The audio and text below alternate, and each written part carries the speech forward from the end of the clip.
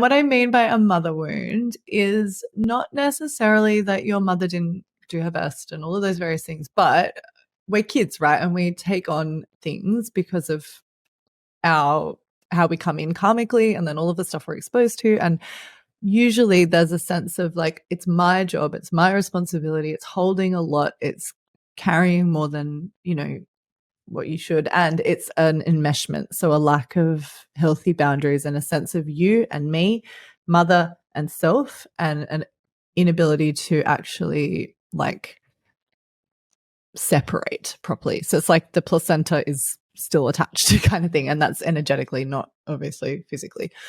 And I'm not saying this is everybody, but I would be pretty willing to like put money down that it's a decent chunk of people in the healing world. And I don't think that's a bad thing because those wounds are what make you a good healer. So I just want to be very clear about that.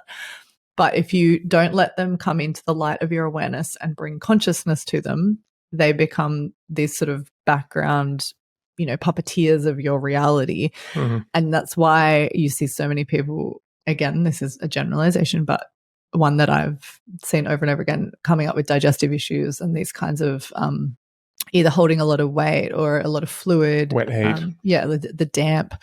It's soggy soil, right? It's and it comes, and this is in the Taoist terms, this is a manifestation of spleen qi issues. So either deficiency or excess. But yeah, and I guess what I think of when those people have children,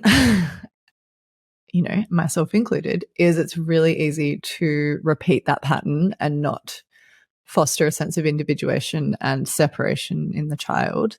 And again, this has to be done really mindfully because one, the baby needs to be very enmeshed with you.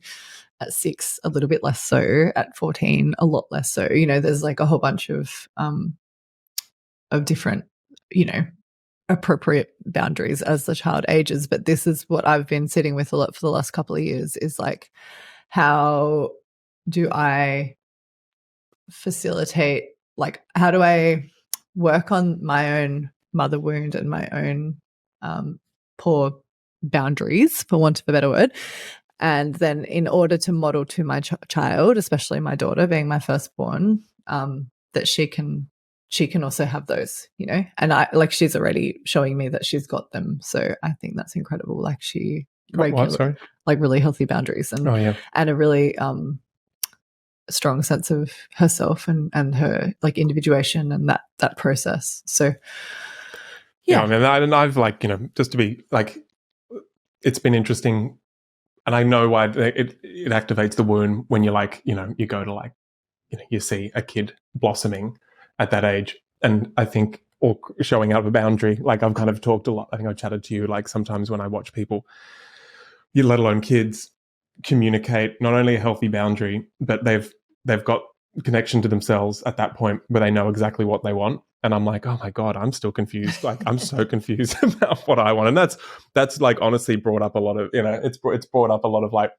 good material for me. You're self-parenting while you parent, but that's what I mean. Your pendulum to them has to be raised. I think this can change as you get older too. So as they get older, like I think one thing, the distinction between parenting adult children and young children at the moment, I don't have adult children, but I'm assuming, is that they can start to see you as more human and you can share your trials and tribulations with them. And I actually would think that would be, as a child of adult parents, I think that'd be a really incredible thing. I think that needs to be done really mindfully around like appropriateness.